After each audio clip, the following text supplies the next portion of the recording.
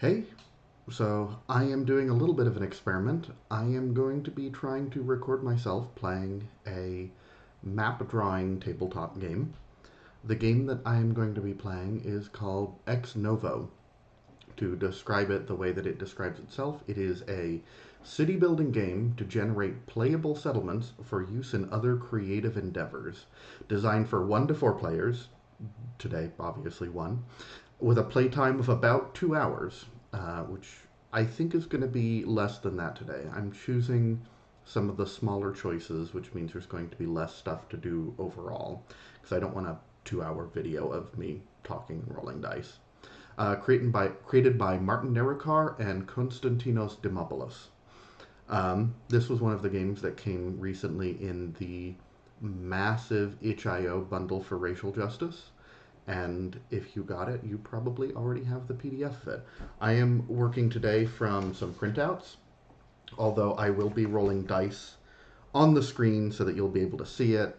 There is a non-zero chance that this dice rolling little tool will break because I wrote it in about 20 minutes in Flash about half an hour ago. So it goes. Anyway, the way that Ex Novo works is it has 4 basic phases, one of which I have mostly already done by myself. The first phase is the discussion phase. The discussion phase has everyone who is playing, which in this case is very easy because it is me, sharing their assumptions and expectations about the city and determining its size and age. Um, the idea there is that you want to make sure that if you are playing with other people, that you're all on the same page as far as one person wanting a wacky Discworld fantasy city and someone else wanting a grim cyberpunk metropolis. Make sure that you're kind of looking for the same thing. The next phase is, and I'll go over all of them before I get into them. The next phase is the founding phase, which comes up with the basics like the environment in which the city exists and some of the basics about why it was founded. Following that is the development phase, and that's the one that's going to be a lot longer, the larger and longer a city and a history you want to have. And then finally, there is the topping out phase. The topping out phase is just wrapping up development, figuring out sort of final things. The idea there is that if you want this city to be used in something else, then you might want the topping out phase to kind of round out the history and get it from the point that it ended to that the play of Ex Novo ended to wherever you're going to take it. So, in the discussion phase, you, in addition to having the assumptions, you have a target size and a target age for your city. The target size is going to influence the complexity of the map that you draw, and the target age is going to be how old the city is, and therefore how many phases are going to be in the next phase. I have already decided that. If you see here, I have this empty space for the map. I also have another document for the notes. So the size, I have a village. That gives me 2 different things that I need to pay attention to. One of them is the number of lines on the map, and the other one is the number of citizen tokens that I use. And what those are for, I will get into in a moment. And for the age, I am choosing budding, which is means 6 phases. Village is the smallest size. The sizes go village, town, small city, medium city, large city, and metropolis. Ages, budding is the second to smallest age. Ages are nestling, budding, grown, aged, elderly, and ancient.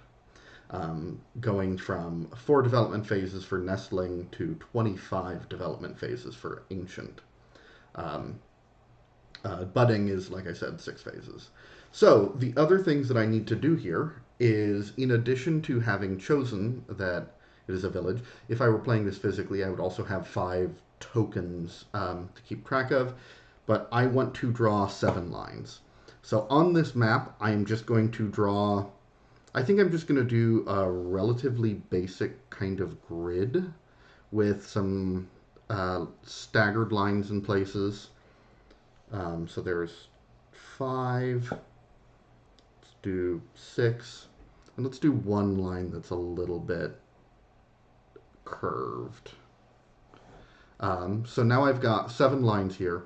Each of these is going to be a region of the resulting city. I don't know what the regions are yet. I don't know if they will be well populated or not. But this is sort of going to be the base on which we build the rest of the city. So, given that, we move out of the discussion phase because we have done setting assumptions, the game expectations. I guess the other thing, the game expectations tell you, think about how you're going to use this city. I'm going to use it to show off ex novo. I don't need to think about, what NPCs I want to bring into the tabletop game set here. But that would be something that you would do if you were playing this for a different purpose. So the next phase is the founding phase. The first step there is to figure out the major geography. And for this, we are going to roll some dice. So there's a table for this, and this particular table has 12 entries on it. Or sorry, not 12. Has 11 entries because it is 2 through 12. To do that, we'll roll 2 6-sided dice and add them together to figure out what the end result is.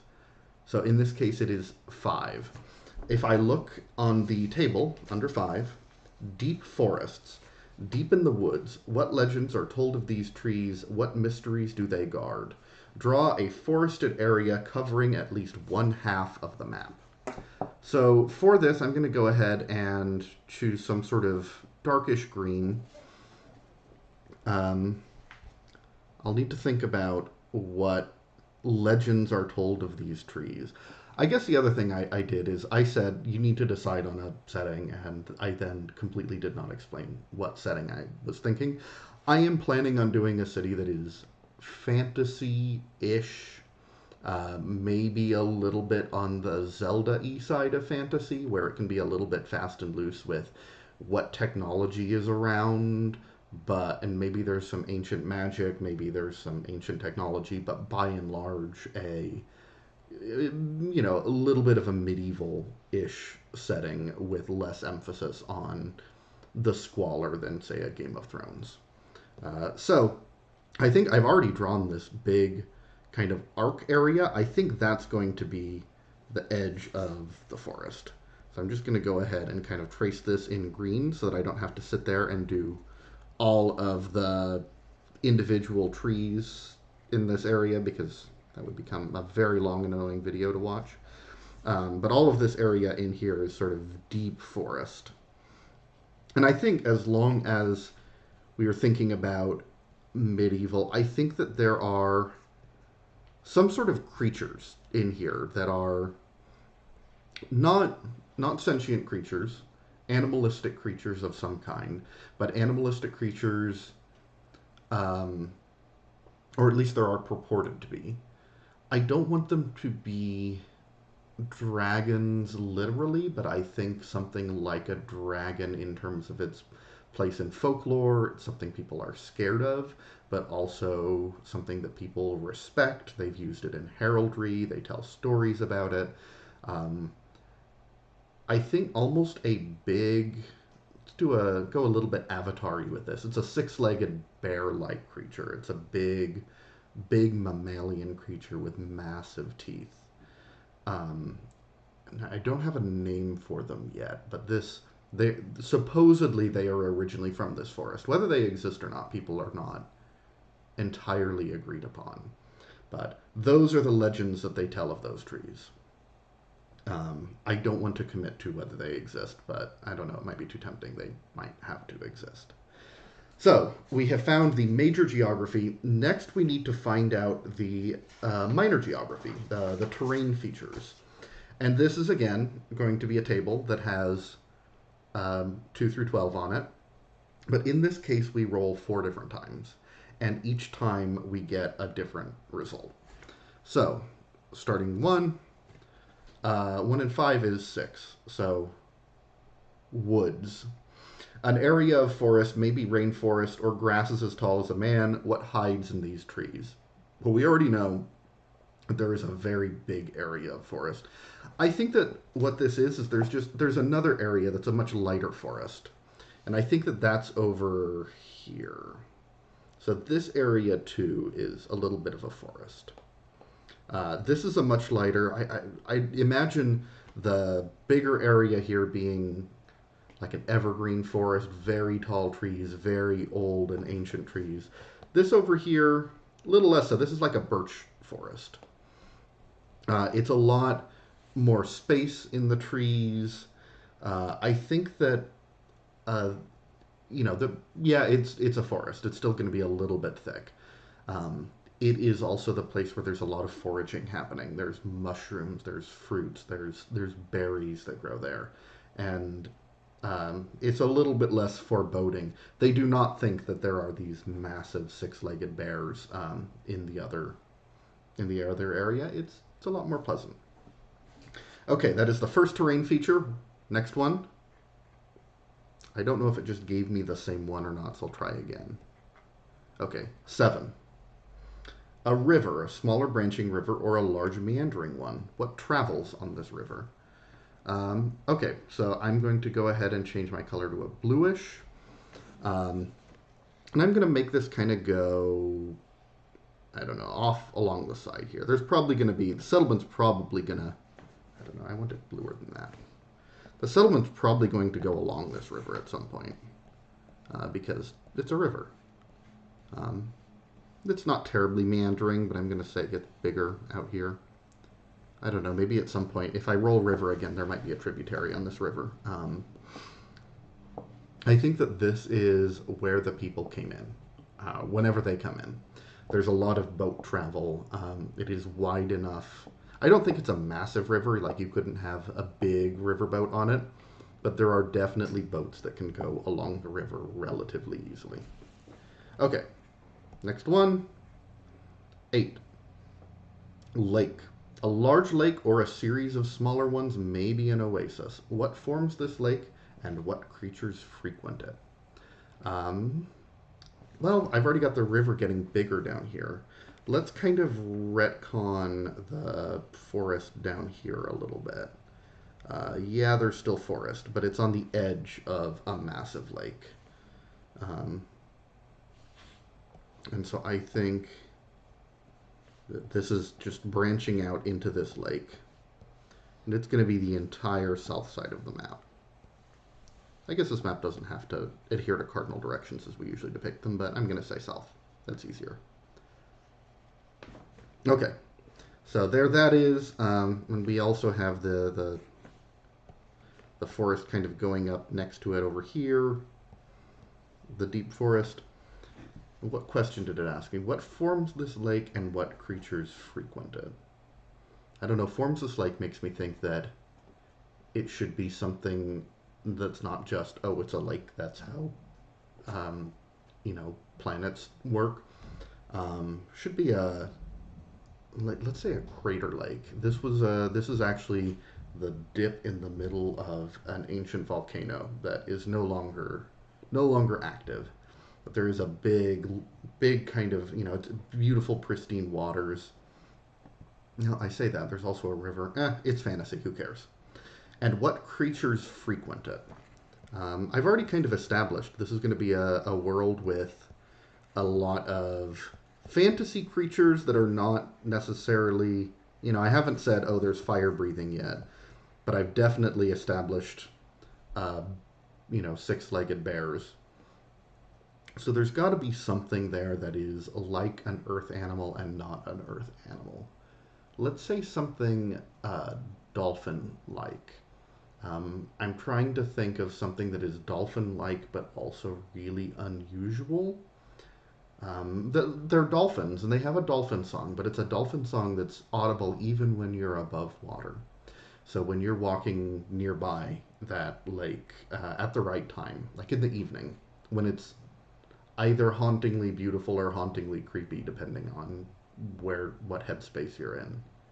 There are dolphins, and they are making noise. They jump out of the water, and I think whenever we haven't talked about people yet, and so this is getting a little bit ahead of myself, but when there are people, they consider it very, very bad luck to try to catch or try to eat one, but even to catch one. That is just verboten. Okay, so we've got Forest, river, lake, one more. 10. Depression. A basin, crater, or valley, a stretch of land lower than its surroundings. Is it sheltered or exposed? Um, I want to put this somewhere in the forest.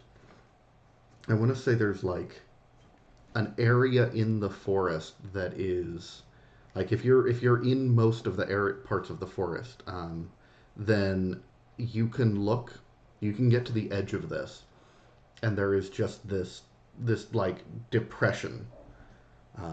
One of the other things that the forest asked is what was hidden in there, and maybe there's.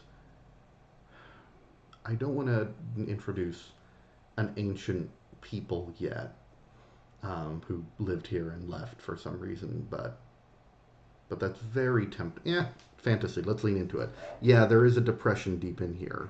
I'm kind of represent the sides of this. Um, that's depression sides, not it's not like cartoony new lines or stink lines. That's the area going down into the earth.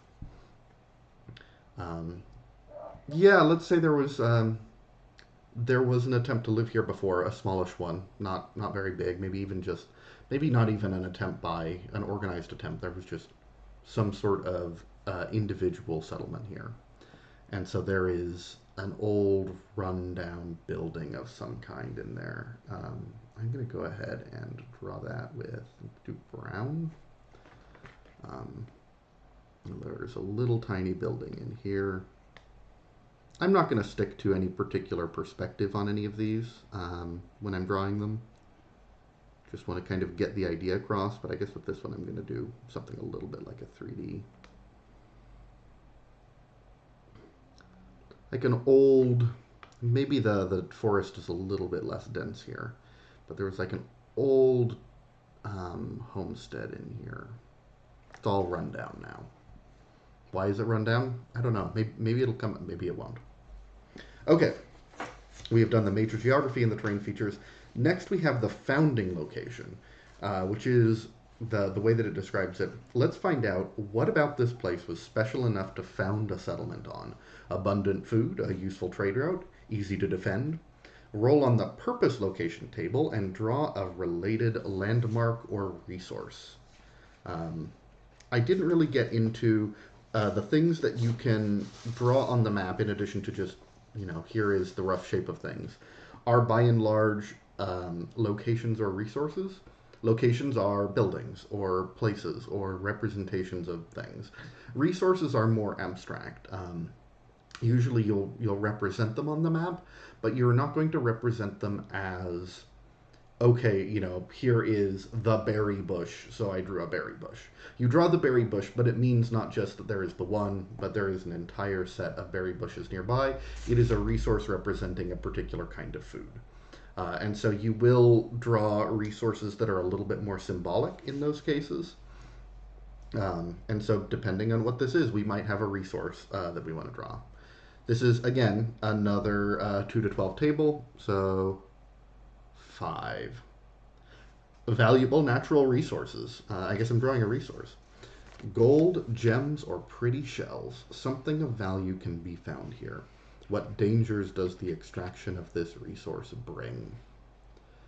And so this is specifically valuable. I bring that because I was thinking, well, maybe it should be wood of some kind. But the next thing, if I had rolled a 6, it would have told me useful natural resources like metal for war or wood to build. So I don't want to do wood. I want to do something that is specifically valuable. We've got the river and the lake there. So I feel like it should have something to do with that. So I don't want it to be about mining. Actually, you know what? I'm going to split the difference a little bit. It is shells, but it's not the shells of a shellfish or something like that. There is a kind of snail, a kind of gastropod that lives in the forest. They are big, and they have a beautiful kind of lustrous shell that is used in many, many other parts of this civilization as, I think, several things. I think probably as it makes pigments, and those pigments are used for clothing, used for objects, used for like makeup. People will put them on their faces because they just have this beautiful sheen to them. They are, the shell on its own is used to make jewelry, uh, and whatever this thing is called, whatever I haven't even thought about names for any of these for the bears or the dolphins or the gastropods, but they are plentiful in the forest. That is why people originally moved here. I'm going to represent them as purple, I think, and so I'm going to put them kind of deep in the forest. Let's put them here in the forest. So there is some kind of this is just an abstract representation of the resource of there being these snails. Little snail buddy there. Um, I think right now the goal is just harvesting them, but there is a non-zero chance that eventually they could farm them. They could have snail farms. That's a lovely thought. But yeah, it is this specifically valuable shell that they have and want to. That is why they built the original settlement. So now we've got the reason. The next is the settlement decision. Who initiated the founding of the settlement? The options range from an accident all the way to a divine commandment. Again, this is going to be a table. There's a lot of tables in this game. And there's going to be a table, again, of 2 to 12. So let's roll 2. By accident, a shipwreck, or a simple camp that somehow turned into a town. How did this happen, and who was responsible for the accident? Add the first district, move 1 citizen token to the city. Just as a reminder, I've got 5 tokens to work with because I chose the village size. Did I? Yeah, okay. I was just briefly second guessing if I put too many lines down. Okay, so this was by accident. I think I already said I think people take this river. They take boats on it. What happened here was they were taking boats. Someone stopped, went into the forest, saw the shells, and thought, "Oh my!" I guess I'm gonna have to think about religion if I'm gonna finish that sentence. Polytheistic. Oh my gods, there are these beautiful, beautiful snails. And we didn't even know that they lived in this region. We thought they only lived further south. Maybe it's a different subspecies. I don't know. But we need to found this place. And I think it was originally a family, just one family who did this, and they got more people to go there because it's still a small, it's still a village. We've established that it's not huge. Just to double check, I'm going to go to the rules on what it means to add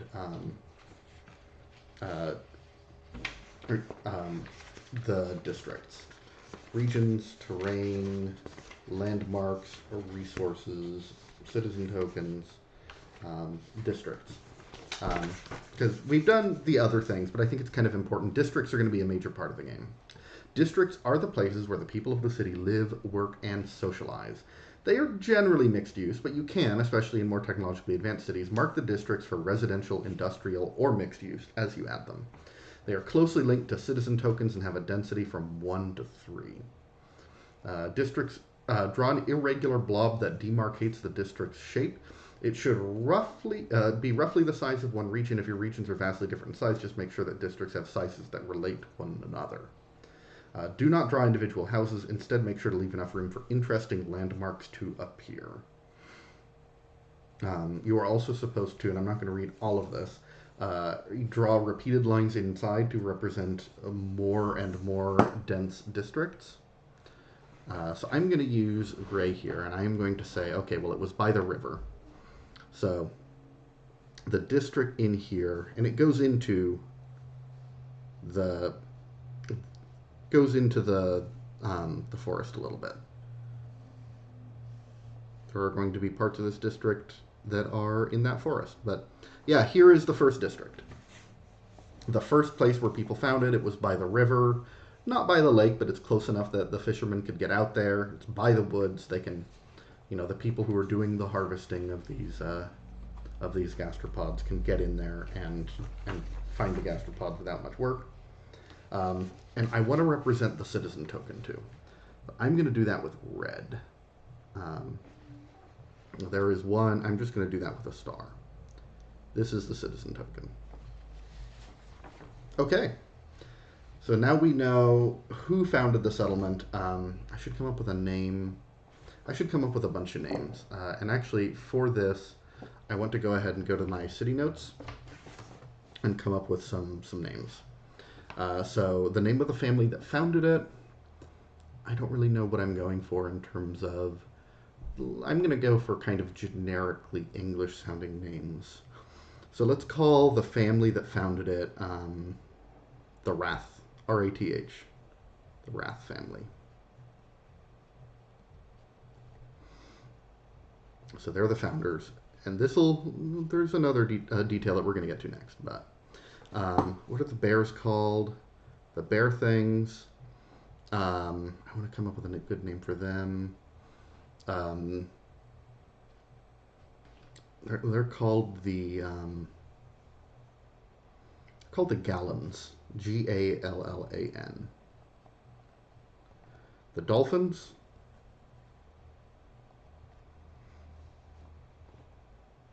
They're called the I want to something starts with a vowel.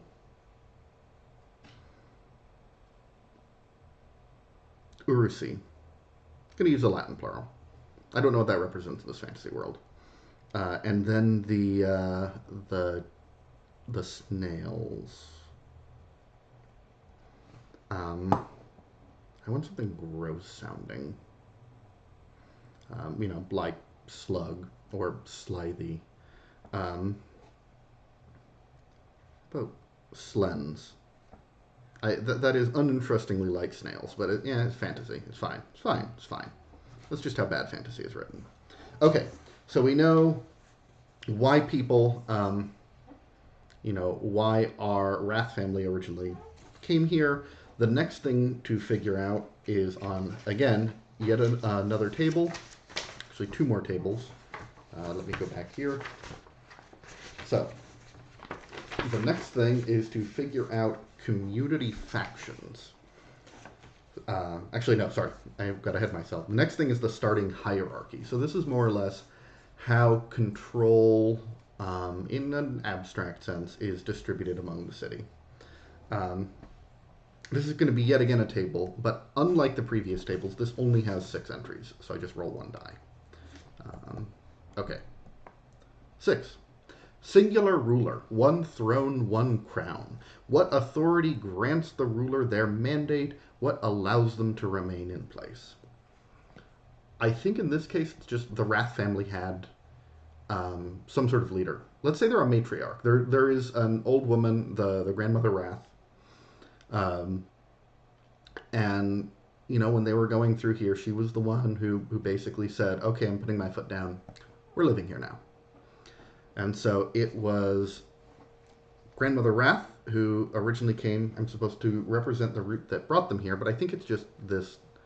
I'm not going to necessarily draw it on top of the river. It was the river. They came down the river.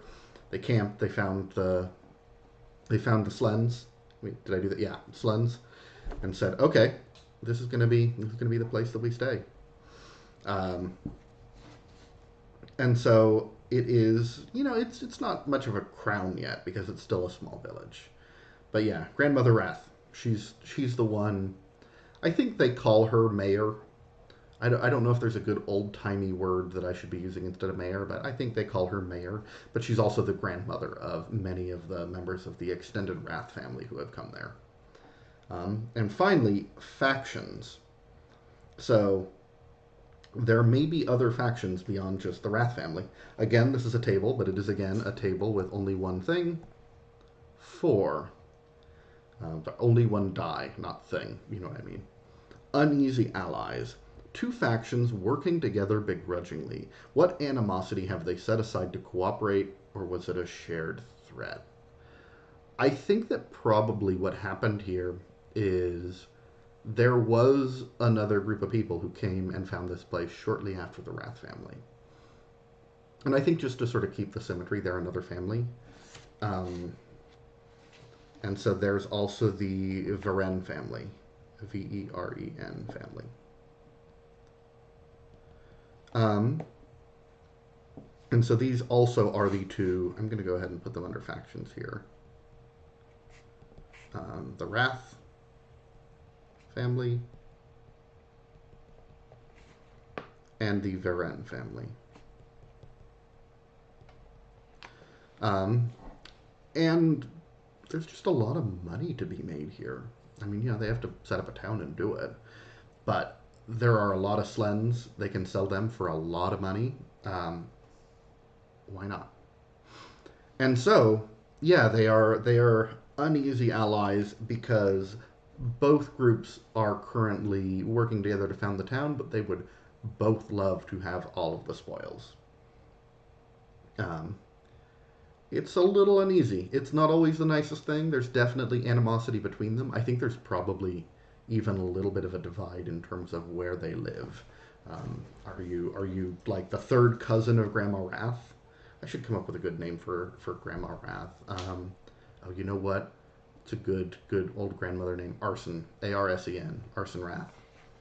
Um, it's also a very, very harsh name, but So, Arsen Wrath, who is the grandmother and the mayor.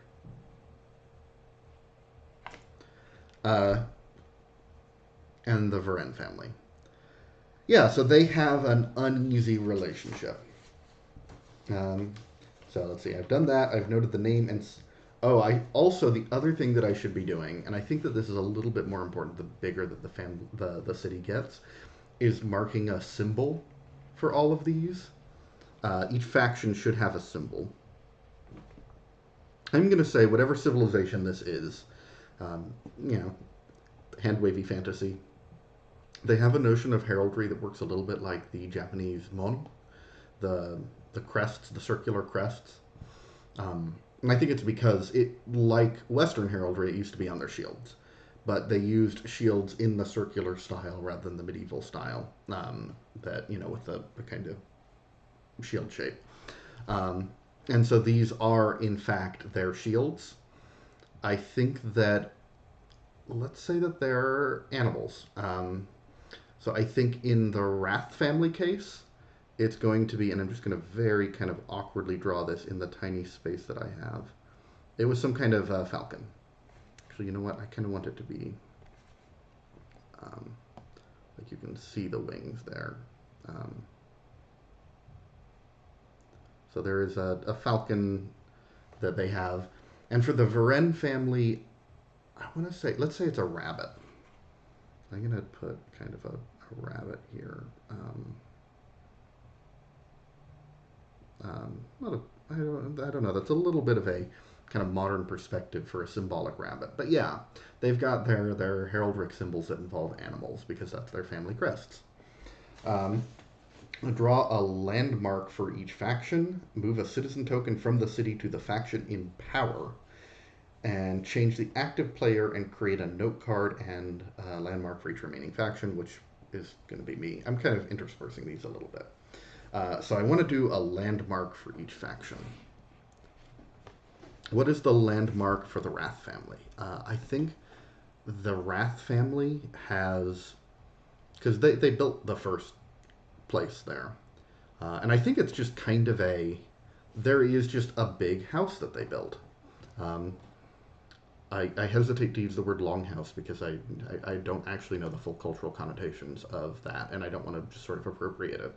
But it is something like that. It is just a massive communal house. That's not where all of them live. A bunch of them have their own houses. But there is like a family hall. And so that is up here. I do want to say, yeah, It's more than just. I think that there's a bunch of individual wings coming off of it, um, and so there is, uh, and like grounds. There are gardens outside of it. It's a little bit hastily built. They've built everything out of wood. With just a little bit of stone for the foundations, but they haven't gotten quarries nearby, so it's who knows if these are going to survive if the city survives hundreds more years. But that's how they've started, is these big wooden houses. And so that's the Wrath family. I think the Varen family, because they are a little bit less well established, because I've already said, okay, there's the singular ruler, there's, Mayor Arson Wrath. Um, I think that they don't have the big familial gathering place necessarily, but what they do have, and one of the reasons why they were tolerated in the first place, is one of them runs a tavern, and everyone loves that tavern because sometimes they want to get out of the family dining hall and just go get some beer. Or whatever. Let's say cider here. They drink a lot of cider. There's a lot of forest where they have good fruits. So over here, there is the tavern. Um, it's a little bit closer to the woods, less close to the river, but it is um, kind of a little bit. I think there's also a lot of outdoor area. I think this civilization in general, they're not. They have lots of outdoor. I like to imagine that they love just dangling cloth and flags and things like that. So you can tell what places are because they have flags everywhere outside. They're constantly getting replaced because of the wind and the rain. There are lanterns. It's just like it's a wonderful place to be. Like just go to the Varen's Tavern, hang out, have a cider. Um, it's lovely. And so yeah, that is the landmark associated with the Varen. But unfortunately, the for the Varen anyway, um, power is still held by the Wrath family. Hence the citizen token there. So I should note we only actually have 5 citizen tokens to use. So we only have 2 already. They can move around, but 2 of them are already noted. Finally, the next we are through the founding phase. The next thing that we need to do before we leave is name the city. I think what I want to do, um, because I talked about the dolphins, the Urusi, the singular Urusus. It's kind of a tongue twister. I want to say those are one of the salient things because people will still, even though the town doesn't quite go to the edge of the lake yet, they'll go and they'll listen to the songs. And it's just one of the things that people remember when they go through this little 2-family village. And little, extended families. And so I think that they call this place, they name it after it. They call it Urusong. And I think maybe over time that name will kind of change into something else, but it is the Song of the Urusi that you hear nearby. That is what they have named the village for. So, next we get to the development phase. And in this case, there are going to be 6 individual parts of the development phase because that is determined by the age of the city. It is a budding city that is 6 phases. Each time, there are 2 things. Each one of those sub-phases, I'll do 2 things. One of them is I will roll on the table to find out what historic event happens. And on that, I use a different set of tables that is much, much larger because I roll 3d6. And that means that there are 6 times 6 times 6, which is 200 something. I can't do math. Different options. So those will be the events that shape the city. After each one, I'll roll. I will follow the actions described. It'll tell me to add a landmark or a resource or remove a landmark or so forth. And I should also keep track of a timeline where the timeline will tell me which events happen. And I know already there's going to be 6 of them. I'm just going to go ahead and put 6 bullet points there. And then if I want to, I can use citizen tokens, which remember I have 3 left, to add a district to the map after I have done the event. So that means that in addition to whatever historical event, the city is just growing. Yeah, during this period, the city grew normally from its usual mixture of high birth rate and immigration. Don't worry if you don't spend all the tokens by the time you're done with the city. So to do that, I will add new districts. Once I've added a second district, I'll have to come up with a name for the first one. But yeah, so then that is the structure of the development phase. Let's go ahead and get started finding out what fun historical events happen. So, roll this, look it up using all 3 numbers in sequence. 661. When I played this before, all of the 661s tend to be really big events. 666, for example, is just like portent of the end of the world or something like that. So this is a fun way to start out. Also timely. A plague scares the city. Rumors and tales of a disease spread. Maybe it already reached the neighboring cities. How do officials and citizens react, decisively or haphazardly? A faction gains power or removes something. I want a faction to gain power from this because I don't want to. It's so early. I don't want to remove things yet. I think that what ends up happening here is just before there was. I'm going to actually use this to change the system of government because I am sorry for talking about current events obliquely. I think that Mayor Wrath doesn't take the news of a plague seriously enough and does not have a response in place quickly enough, and that just ends up costing the city. People get sick. It doesn't more so than needed. And I think what ends up happening is one of the members of the Varan family. I'm going to come up with a name. What is her name?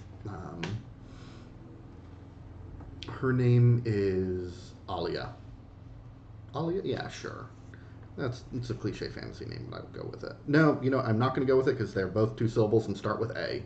Her name is Mar, M-A-R. Marvaren. She's younger. She is not a grandmother yet. She's probably a mother, but not a grandmother.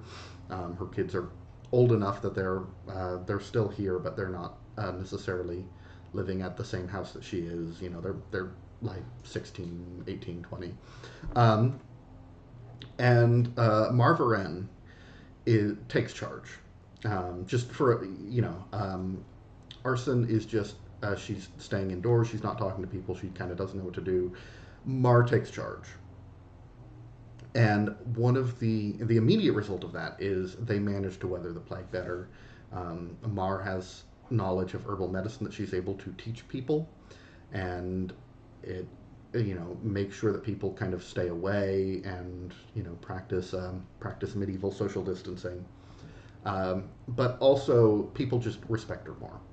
And I think that eventually this does start to come to a head, and the end decision is Mar and Arson are now co-mayors. I don't know if they have a better name for it than co-mayor. But that means that the Wrath family hasn't ceded power. Arson can still make decisions. But so can Mar. And Mar's decisions are respected even among most of the Wrath family because, well, they do begrudge a little bit that she is, one of the Varan, one of the second comers. She also is smart and good. And so she's sort of stumbled her way. I don't even know if this is what she wants. But yeah, so I think that starting out haphazardly and then eventually decisively, and they do manage to make through it with very limited death, and I think that would they make it through, and also the Varen family's doing better for themselves. So, the plague just I don't know just is narrowly, yeah, narrowly, is narrowly defeated. Okay, enough about plagues. Let's just move straight on to the next one. I'm not going to use a token right now to come up with another district. Maybe I'll do that after the next turn. 1, 3, 4.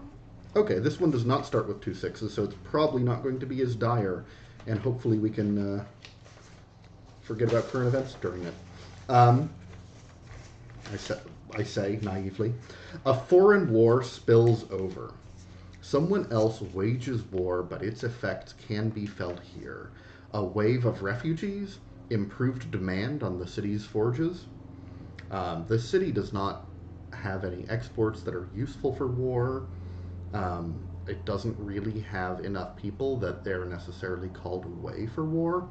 So I think that this manifests in there being another faction, a group of refugees. And unlike the Wrath and the Varen, they are not families, even, second or third cousins or whatnot. I think that they're even part of a different, like a different people than necessarily. They are part of a. I mean, this is fantasy. Let's lean in. They're not humans. They're different humanoid-ish people. They are. I'm trying to think of a good name. Um, they're called the Halashi. The Halashi folk. They're not one of the usual Tolkien. They're very stocky and very tall. They tend to be 8 feet tall. They, all of them, regardless of gender, just have very long hair, but none of them grow any kind of facial hair. Um, and the Halashi are known; they're sort of on the edge of this, and their war is not even. So this town is already kind of near the edge of where the humans live, not outside of it, but near it. And the Halashi are coming in because they're having a war, not with the humans, with different people on an even further side. Um, but they have arrived. They also have a symbol, but the symbol is not representational in the way that the human ones are. The Halashi, their symbols are geometric. And so I think that their symbol is a downward facing triangle. I like that.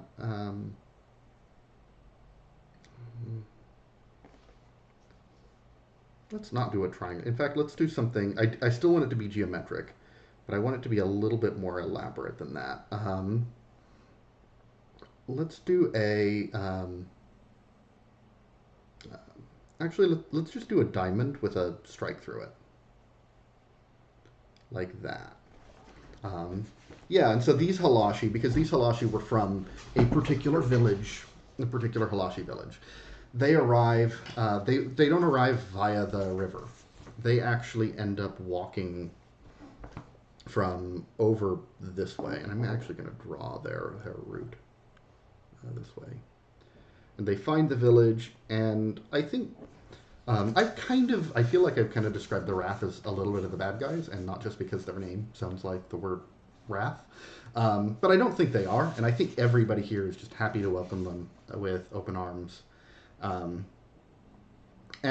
there are plenty of people. I think that that all of the so I think the Halashi folk do not yet have political clout necessarily, because they've already got the co-mayors, and the co-mayors rule with a gentle iron fist. But they have come, and they are helping out. They're very happy. I think Halashi food is amazing. I do think maybe I've already said, okay, the Urusi, the dolphins, it's considered bad luck by the humans to eat them. I don't think the Halashi have this, and I think that there's probably a little bit of an early, oh, well, what are they going to do? Are they going to ruin our luck? But I think also everyone is very happy to have them there. It's making the city bigger. It's they're I think everyone is kind of pulling in and working together. And so I think that this, you know, they are happy to receive the refugees and grow their city. Um, and so the Halashi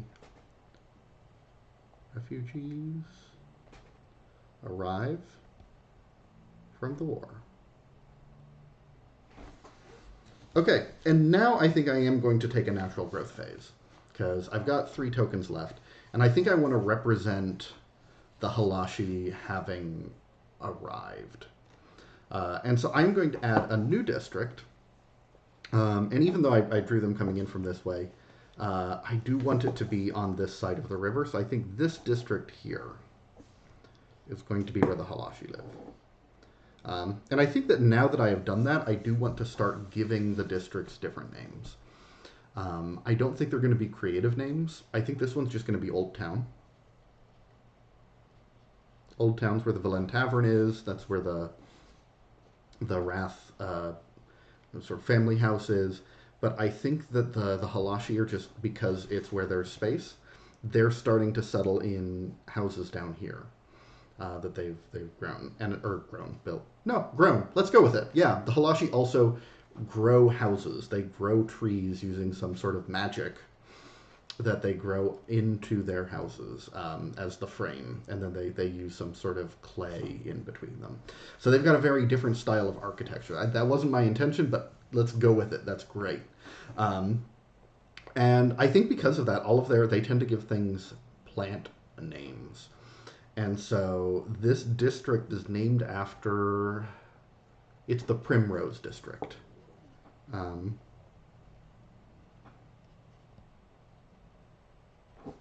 also should represent this district by putting a token there. So yeah, all of the Halashi live down there in the Primrose District. That's great. With their houses, their grown houses, they tend to be, like only one story or so. They don't do a whole lot of multi-story houses, but sometimes they go partly underground. They hollow them out with roots. This rules. I like this a lot. Okay, event number 3. 466. I am happy that 4 is earlier because I do not want there to be more. I mean, cataclysmic events are fun, but I kind of want the city to live a little bit before it, has a portent of impending doom. 466. The city is condemned by a religion. Probably all sinners, says figurehead of prominent religion. What activity or belief caused this offense? Do the people care? Do its allies? Remove a resource. Right now I only have the one resource. Yeah, you know what? I have not talked about the wider world, but I think that there is some sort of king. There is a king of the humans, of this civilization. I don't have a name for this human civilization yet. But this king, I've already said that they have a polytheistic religion. And the king's god, or goddess, or, etc., the king's deity is the one who dictates all of the practices of the entire kingdom. The specific dictates of that deity are adopted by everyone in the entire kingdom. So there have been parts of the history where the deity demands strict vegetarianism. And so now everyone who is, in that kingdom has to be vegetarian. There have been times that they have particular colors that they are forbidden from wearing, and people are just forced to get rid of their clothes. Again, and I think that there's a succession. The previous king or queen or ruler dies, and a new one is set up. The news reaches here. It turns out that the deity who is the personal venerated deity of the new ruler forbids people from using slens, for using them in jewelry. They're a holy animal. But holy in the sense of they're not going to be highly prized for the gardens. You just can't do anything to them.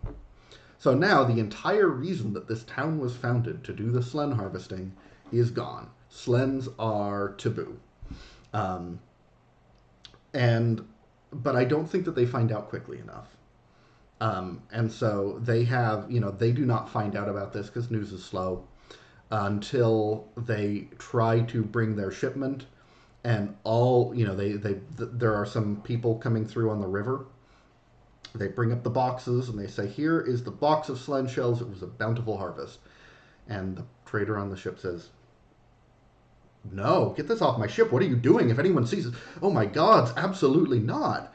And they say, "Well, what's wrong?" And the trader explains, like, "No, you cannot do this anymore. Please do not do this." And this is enough for religious leaders in the capital, a long way away, to condemn this town as, no, Urusong, do not go there. It is a town where they do not observe the rules. I don't know how much that has an effect in practice. They're, I mean, in the sense of like people still go there. But that is why it is condemned by the religion, is because of this resource that is now not a terribly useful resource of the Slens. So I'm going to remove it. Okay, condemned by what's the name of a person in their religion? Just Hierophant. That's a great word. I don't get to use that word enough. Hierophant for Slen harvesting.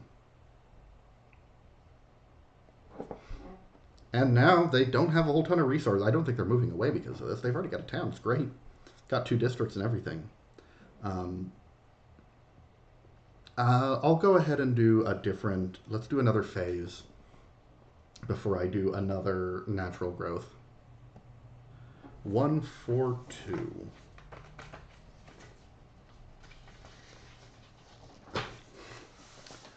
A military coup is attempted. A faction attempts to take power by force. Does it succeed? A faction gains power, another faction loses power. I think, I'm going to go with the Wrath again. I think that the Wrath are tired of the fact that they founded this city. I bumped the camera a little bit. They founded this city. It is their city. What have the Valen been doing? Like all of this, they don't mind that they're here, but why do they have to settle for co-mayor? They should just be mayor. And I think it is, I don't think it's a big military coup. It's not, I don't think that there is a ton of like swords in the street, people killing each other. But I do think it is, a group of people with clubs.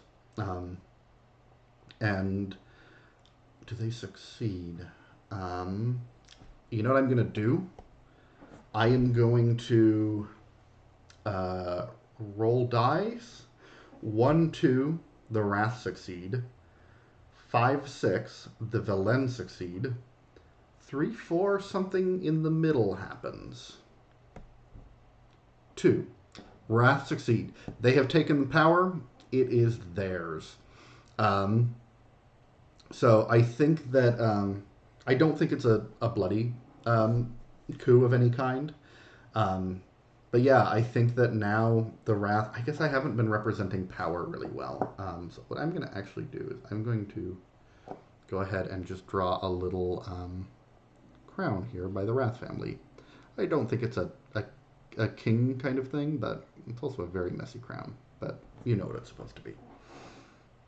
Yeah, I think that, there's no co-mayor anymore. Marvelen is not co-mayor. Nobody from the Halashi has power.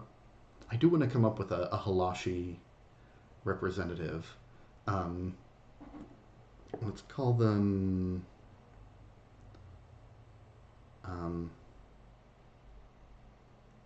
Guna. I don't know how gender works for the Halashi, so I'm just going to call Guna they. I said regardless of gender with respect to them earlier, but I don't know what their genders are. So Guna, they. I don't know that Guna's on screen for this necessarily, but the coup against Mar works. And I think it probably doesn't help the Varen's case that Mar didn't wasn't trying to take power. She just kind of happened to be in the right place at the right time. But Arson really does want to run this place, wants to run it for, you know, I think that she does want to run it probably for the Wrath family a little bit more. But yeah, I think the Wrath family has power now. Um, so the Wrath retake power. Um, okay, and now I do want to do another natural growth. Um, and I wanna, so let's see, add another district and another token. And so I think that the district here, I want this to expand into the forest a little bit. So I'm going to put a token here. And I think that this new district is, I think that this is actually, even though they don't have power, I think that the Velen and the Halashi are becoming good friends in their sort of collaborative, let's, you know, I think that, I don't think that the Wrath, most of them are not, have any enmity towards the others. But I think that the Velen and the Halashi both think of themselves as being a little bit more put upon. And so I think collaboratively, they have developed a new style of architecture. It is a new style of architecture that combines aspects of human and Halashi architecture. Um, and so, like the human settlements that I've described, they've got beautiful waving flags and cloth in between places. But they also are built on the structure that the Halashi grow out of the ground. And so and I think that that means that there are these larger blocks that are sort of multi-leveled, and in between them there are strings of flags and whatnot. And these strings of flags and things, it's just a beautiful, beautiful area. And I think that the Verlaine want to call it. I think they want to call it something like the Flag District. And the Halashi say, no, we name things after plants. What are you talking about? And so I think that they end up meeting somewhere in the middle. And so I think that this is the Wildflower District. And I think it also, because it's in the forest, they are building and growing with the trees that were already there. That is part of why they chose that particular area. Um, yeah, okay, we've got 2 more phases to do. So 3d6. 2, 6, 1. A peaceful neighbor. It's nice to have new settlements nearby, trade partners, military allies, or just a friendly rivalry in sports. Who are they? What sets them apart? Add a new external faction. I think that this is a neighbor who is across the lake. I haven't come up with a name for the lake, but I think that um, I don't know. Maybe it's Urusi Lake. That's why they named them after the creatures, because I don't think they live that far outside of this. I don't think there are many outside of this lake. On the far side, and I'm gonna draw an arrow here, there is another settlement, and I think it started as a camp, and it's been growing more and more. And I think it's a hunting settlement, not of the Urusi. It's actually no, it's a farming settlement. There are creatures, because like I've said, all of these are not earth creatures. They're similar. They're like sheep goats. They are goats. They love being in, eating what little grass they can find, jumping from rock to rock and whatnot. But they have very thick, luxurious wool coats. And so there are a bunch of these, like goat herds, basically, that are using this very thick wool from these creatures. Let's call them fellings. Fellings.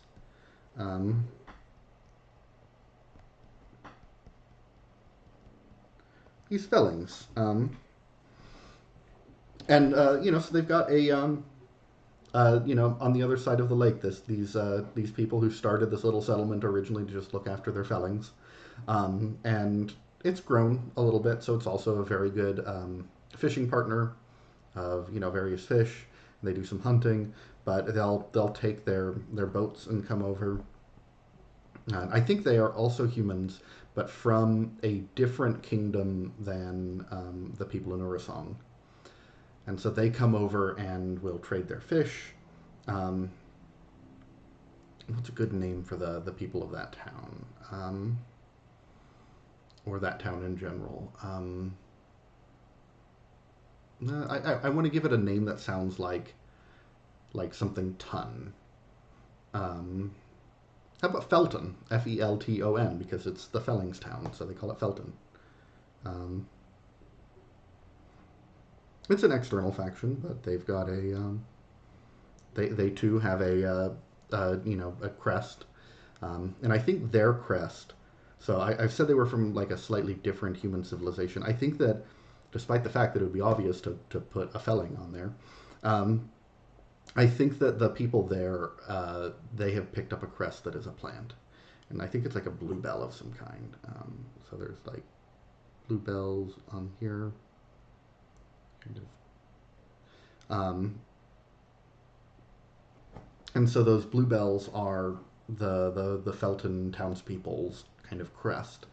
Because I think again they are mostly from one family. Yeah, and so they're across the lake. They are friendly neighbors. They are nice. Um, and so I should add this. Um, I think probably it's been there for a while. It's not completely new, but it's new-ish. It's just gotten to the point that it's like a proper settlement. And I think they invite people over. They have a big party to celebrate that it's a proper settlement. Maybe they got legally recognized or something. But um, but yeah, I think Felton founded nearby. Okay, I've got one more token I can use if I want to, because I've got 4 citizen tokens, and I have 5. So I'm going to make one more district. Um, and I think that this district is here by the. I think that this is the point that it extends to the lake. Um, and I think. That's a horrible line. Why did I do that? There we go. And I think even though I said, okay, this is the Halashi district, like mostly, um, everyone is sort of on good terms. And so I think that this Lakeshore district is primarily human architecture with a little bit of Halashi influence. They're sort of all kind of building together at this point. Um, and so I think that they've taught each other. I don't think the humans can do the same magic. Maybe that's one of the problems, is they can't always do the same Halashi magic. Um, but it is still near the lakeshore. They've started doing it because it's good for fishing. It's good for communicating with the Felton people, having a better dock there. And there are, I think, like docks kind of going off the edge here and whatnot. And so this district, I don't want to use the Halashi naming conventions of it being a plant. Um, I mean, I think let's be boring about it. It's lakeside. Okay, one more event. 1, 2, 5. Um, ah, oh man! Thank you, game, for letting me pull out a Chekhov's gun. Creatures terrorize the landscape. Venturing outside the city has gotten dangerous. What beasts are they? What has them agitated? Add or remove something. What did I call them? They are the gallons. They are not fake, they are real. The forest, I don't think that there are many of them. They are massive, and I've described them as like bears. They're not exactly just 6-legged bears. I think their fur is less thick, so you can like see their sinewy muscles ripple underneath it. I think they're kind of big and burly. And I think that they have um, like big fangs in the sense of they're almost like saber tooth level of fangs. But the Gallons are outside of the city, and I think that what they discover is that what the people of Urusong discover is that the Gallons are migratory, but mostly migratory within the greater woodland area here. And it just so happens that at this time of year, which well, let's say it's autumn, they come back. And this is the first time in this year that the Gallons have arrived, and they have to fight them off, and it's hard. I think with all of the people, I think more people have been moving in. The Halashi have been, there are more of them that have arrived from the war. I think that there are other people who are neither part of the Wrath or the Velen family who are living in the city, in the village. But they have to really keep them out. And so I think with a combination of efforts from Halashi craftspeople and human craftspeople, um, they have a wall. It's not a big one. It's not, it wouldn't hold up to a military. It's not hard to get through it. It's just that's the way that you want to hide from all of these Gallons. And so I think that this entire sort of region outside, and I'm going to kind of make it not as clean as it could be, is sort of walled off, and it's wood with the clay that the Halashi use in between, but it's just got these beautiful, because when they grow the trees, they can direct them, but not entirely. So it almost looks like these. I've got a drawing program. I could just there are like these kind of you know you can see where they come out from the top, um, or come out of the ground kind of areas, and these form the kind of frame of it, and then there's these clay pieces in the middle. And so I think that it's just they needed a town wall that they didn't think that they needed before, to keep the Gallons out. Um, and they are not in the city proper, but it's dangerous to go in the woods now, and maybe it just is every autumn. Um, but that's as many phases as we are supposed to have in the development phase. Only 6. So that would be if we were going on to do another story in this city. Um, that is sort of the state of things. There is a final phase, the topping out phase. What you done when you, or what you do when you're done with the basic shell of a building. So now, after all the historic events are done, it's time to wrap up the settlement. During this phase, you get to spend all the remaining citizen tokens to put final touches on the settlement. If I had not done so, which I have, because you can see we have the 5 tokens on the map, I would add more districts. If I did it now, I should have actually left one. I would actually increase the density of the district rather than adding a new one. And I can name features of things. As a final finishing touch, each player gets to name one feature on the map, even one that wasn't put down yet. It could be a famous mountain, a road, a city gate, or a river. If you're starved for ideas, simply name it after yourself.